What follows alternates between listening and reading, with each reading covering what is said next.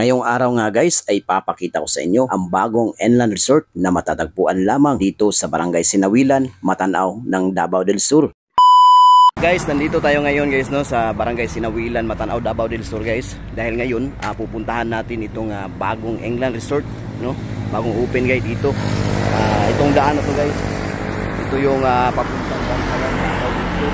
At dito naman sa kabila guys. Ito yung papuntang Cebu City. Diyan, Pusing 71.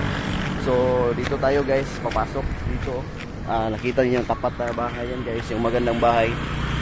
Diyan yan, tapos dito tayo papasok guys.